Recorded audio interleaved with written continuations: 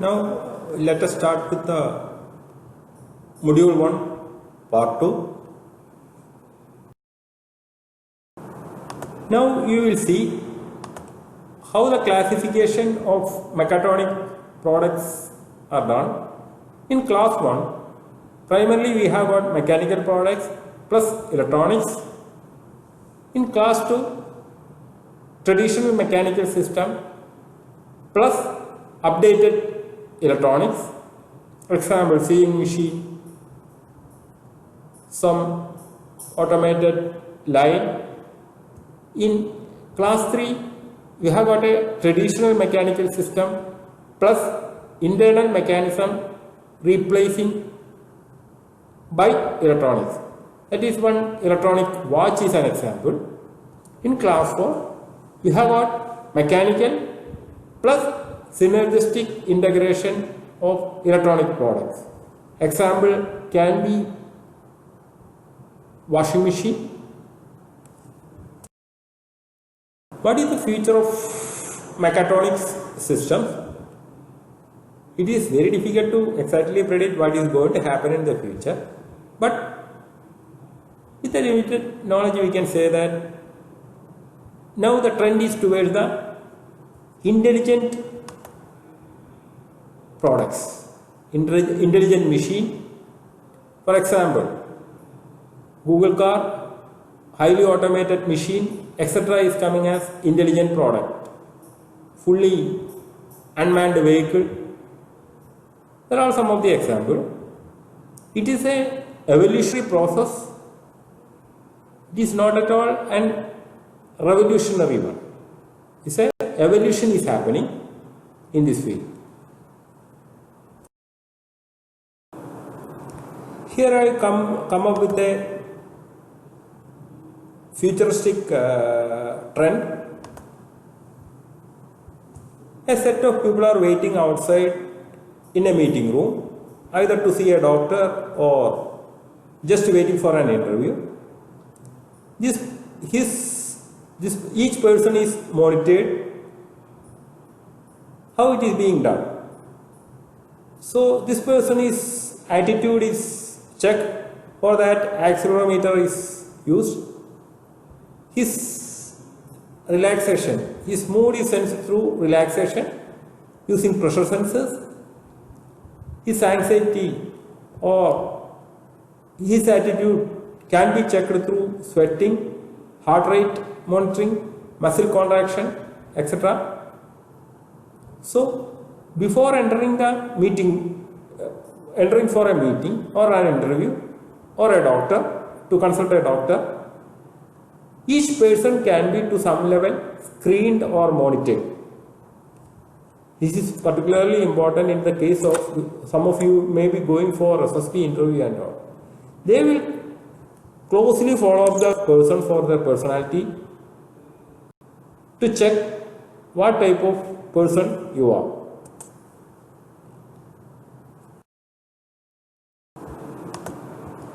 Whatever I tried to explain in the last slide is explained using a block diagram here. What is the activity it is going on? Using a set of sensors, humidity sensors, multiple cabin temperature sensors, external temperature sensor. You are monitoring, these are all some of the inputs, and output is to control the air conditioning unit, controlling the flap control actuators for a HVAC unit. From the feedback, from the input feedback from the various sensors, machine control unit make a decision and it make a decision interacting with the user temperature and humidity setting,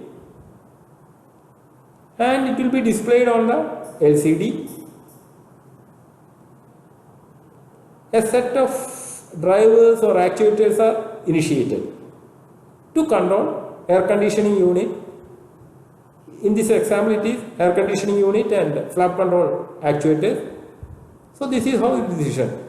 From a set of sensors, take a feedback, machine control unit will take appropriate decision and make corresponding action, or current drivers will be actuated to control various output elements.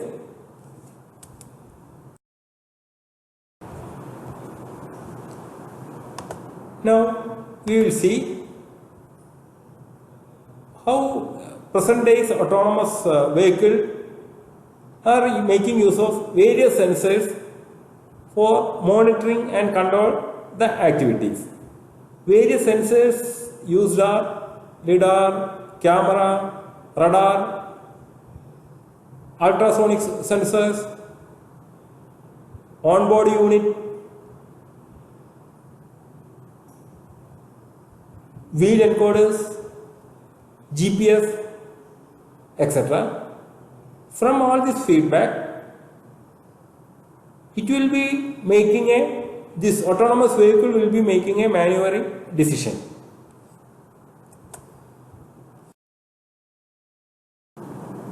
This slide explains the historical development of mechatronics.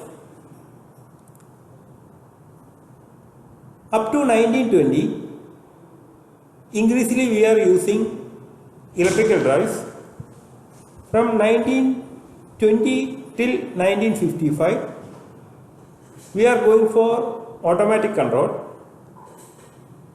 From 1955 to 1975, it is a period of increasing level of automation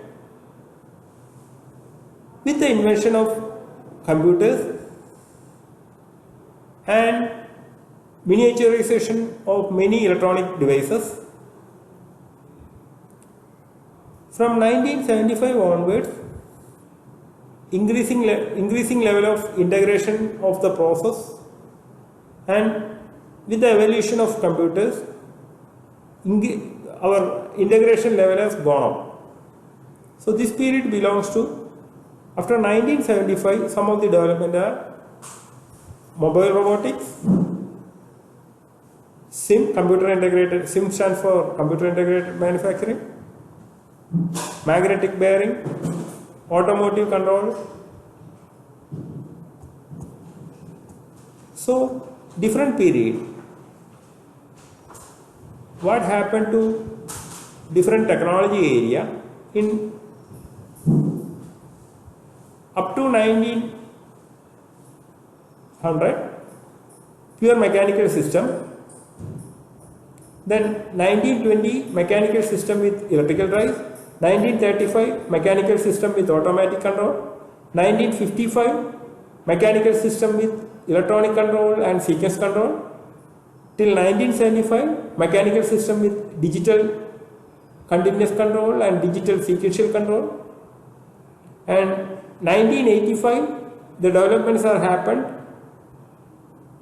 in the mechatronic system integration, software determines functions, software development, new design tools for simultaneous engineering, synergetic effects, etc.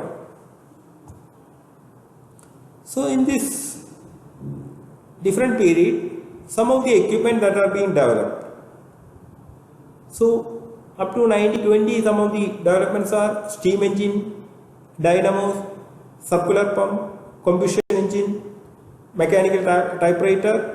That is what the mechanical systems that were developed that time. 1920, machine tools, pumps, etc. After 1920, it is electrical typewriter. 1935, steam turbine, aircraft, etc. 1950, during that period, electronic controlled lifts. 1975 onwards, so much of development is happening in the machine tool, industrial robots, industrial plants, disk drives. 1985 afterwards, it is mobile robots, SIM, magnetic bearing, automotive control, etc.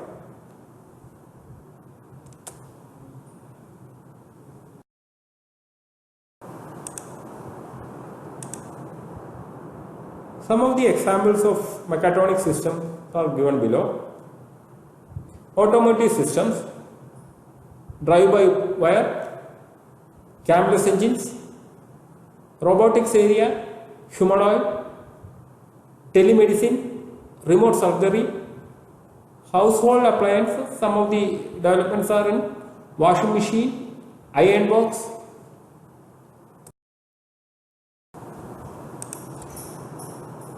The automotive system, the technology that is driving the today's vehicle are adaptive cruise control, drive-by-wire, telematics, software body control, rain sensing wipers, in-vehicle entertainment such as small LCD display for games, ABS system, head-up display, backup collision sensor, navigation and tire pressure sensors.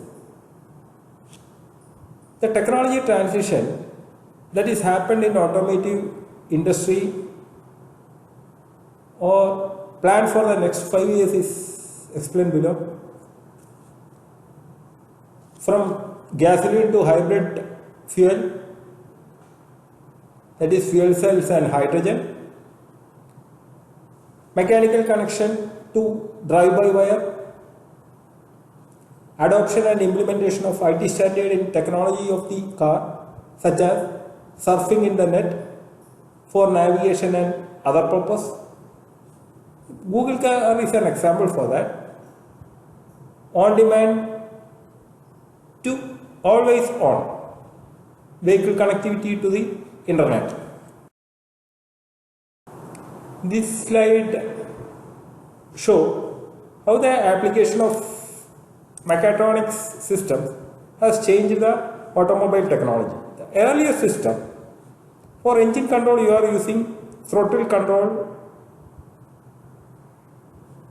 This is what it is showing. As we put the accelerator,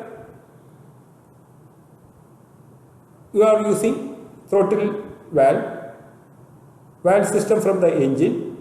Now that is using cams and all. Now this camless engine has been happened. This is what using from the engine you are taking a feedback using cam system and all. This cam system from the engine is removed and electronic control unit has came. So today's vehicle is with camless engines.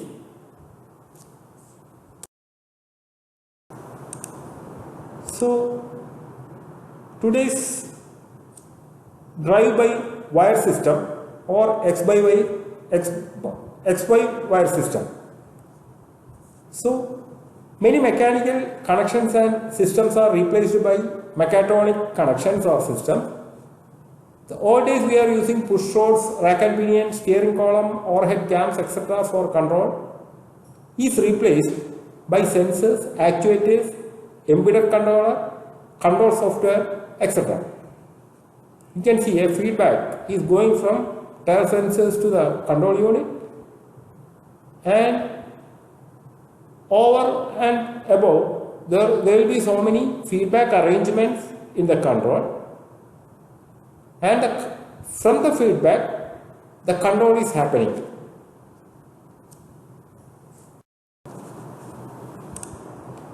This slide represents the working of a mechatronic system. How the control is happening. So there is a knowledge representation, perception and planning control that is coming as control system. This control system in turn will control many systems, that is sensors, actuators and mechanical processes, that is called control system. On the top you have got a controlling system. It is getting a feedback from all these devices or controlled systems. Depending upon the feedback, you are controlling the control system, and this control system is communicating with the wheel for required output or action. This is how schematically it is represented.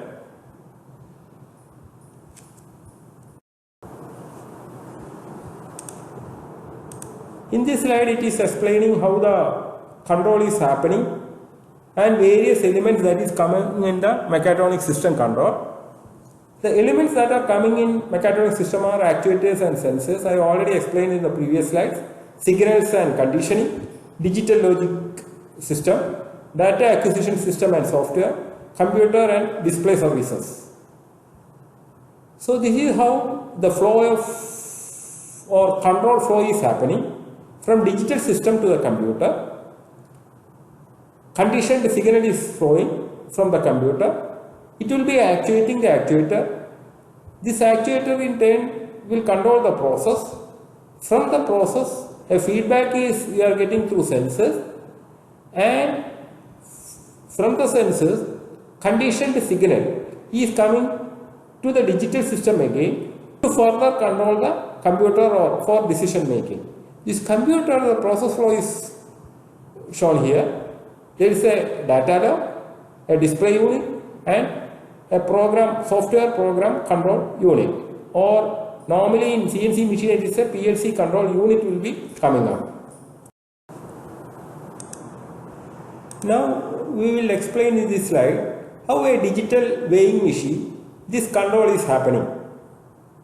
So digital weighing machine, what happens is there are a set of inputs and we are having a set of outputs. So the input is in the weighing machine, it is a load. While applying the load, sensor or transducer device is a strain gauge. Strain gauge transducer is used in a weighing machine, and using signal processor is a voltage amplifier, and the display unit that is coming up is a weight display, you can see, and output is the, you will get the display in load in kilogram. This is what it happens. Though once again I explain, the load is coming as the input, the sensor is strain gauge, and the signal processing unit is voltage amplifier, and display unit is the weight display unit, and you can get in display the load in kilogram. This is how a control system is working in a weighing machine. System will measure, compare, and then control. This slide explains a closed loop control system of a air conditioning system. Actually, you are interested in controlling the room temperature. That is what the output you are looking for. This required temperature is achieved through working of the compressor. You have to, depending upon the temperature, you have to control the compressor working. So, the input is in this case is power supply to the compressor. This input, the compressor is working. After achieving the required lower temperature, you have to cut off the compressor. For that, it is getting this measured, temperature is measured and getting a feedback. Then at the required time, compressor is on or off. This switch on activity is happening with respect to some reference point. So this is how a closed loop control system for a air conditioning system is working. This slide shows another example for the control system, a tank water level control.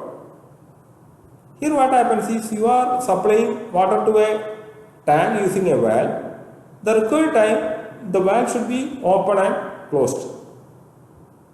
We are using a feedback element called a float. From the float, position is used for the level control. As the float, you started supplying water to the tank using this valve. As the float reaches a required level, a feedback signal will be coming. That feedback signal is used to control the valve closing. This is a schematic diagram of the tank water level control that we explained in the previous slide. So, you have got a level control valve this operation of this level control valve you want to control, that is done through a control signal from the level controller. So the reference, against the reference input, continuously level is getting compared, accordingly the level control valve is getting controlled, and when the required level is achieved in the water storage tank, you close the level control valve. This is what the schematic diagram representing the tank water level control unit. So this is what is a closed loop control system.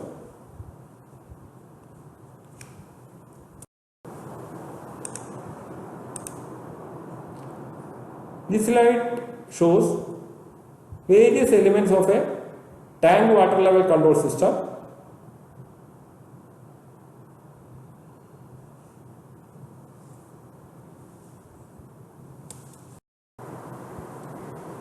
This slide shows the different elements that is coming in a air conditioning compressor system that we explained in the previous slide.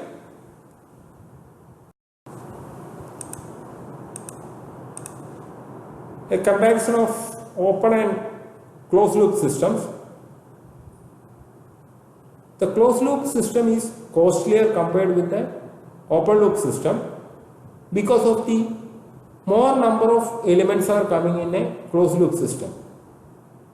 The specific advantage what we get in a closed loop system are better accuracy, better stability,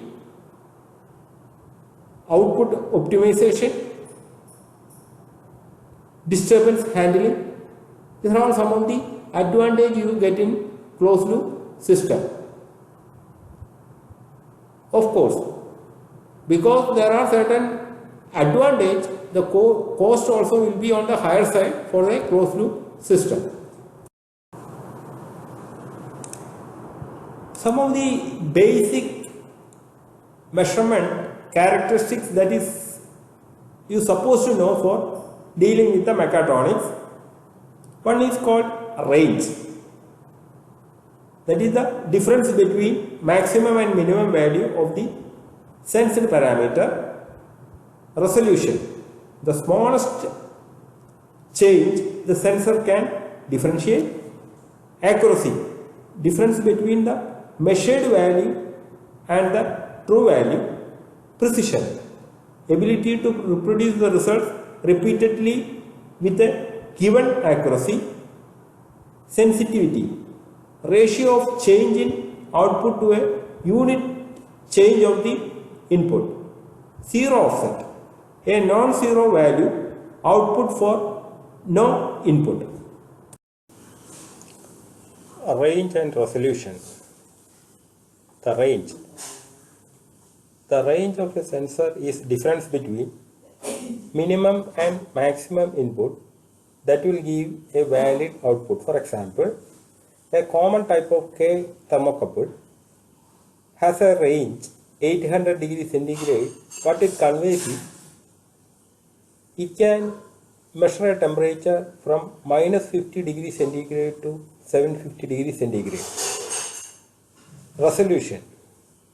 Resolution of a sensor is the smallest increment of input that can be reliably detected. Resolution is also frequently known as the least count of a sensor. A double quote, the least count of a sensor.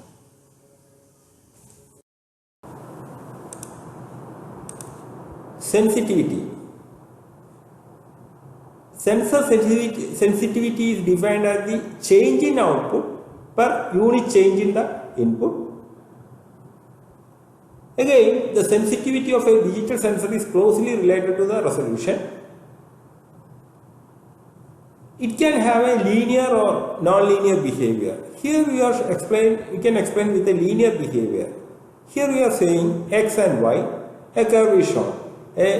Here in this line, this behavior means a change in x is almost giving, 45 degree means almost giving the same change in the value of the y.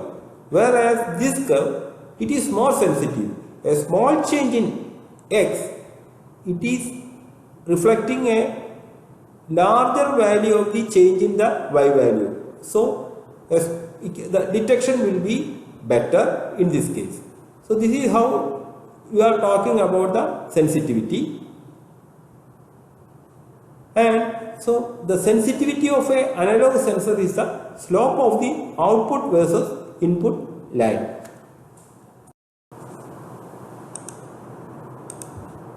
Another term that is used is called the error. Error is basically defined as the difference between the measured value and the true input value. Basically, there are two types of error: bias error or precision error. Bias error, another term we can call it as systematic error. Precision error, we can call it as the random error. This bias error can be further divided into calibration error, loading error, error due to sensor sensitivity.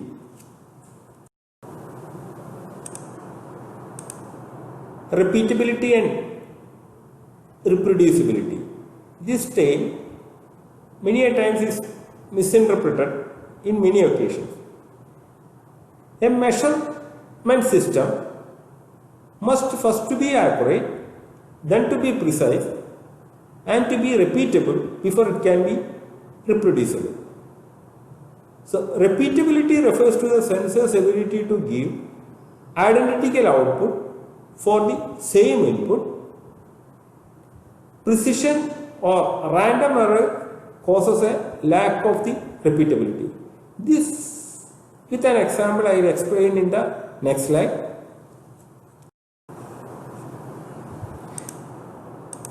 Accuracy, precision and repeatability is explained in this slide in 4 conditions. The first figure shows it is not accurate and not precise. You can see the values are dispersed all around. The second case, it is accurate but not precise. So it's showing the dimensions are shown in and around in the same diameter. In this case, it is not accurate and it is precise. So, these observed values are coming around somewhat in the same region. That is why it is called it is precise, but it is not accurate. Here, in this case, it is accurate, but it is not precise. These are all the 4 conditions that is explained with this figure. Saturation and deadband. Saturation. All real actuators have some maximum output capability regardless of what is their input. This figure shows this comparison. Blue line shows the desired output, whereas the red line shows the saturated output. This red line shows the maximum output capability of a particular actuator, even if desired output is shown in blue. What is deadband? The deadband is a region of the input close to the zero at which the output remains zero. So, once the input travels outside the deadband, then the output varies without the input.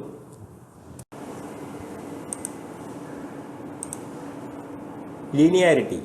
Linearity is defined as the ability of the sensor to reproduce the input characteristics of the measured parameters of the system in a linear and symmetrical manner. Here you can see an actual curve, and here you can see what is the maximum variation. It is coming from the idealized straight fine cases. So this is what a linear interpolation of a actual curve.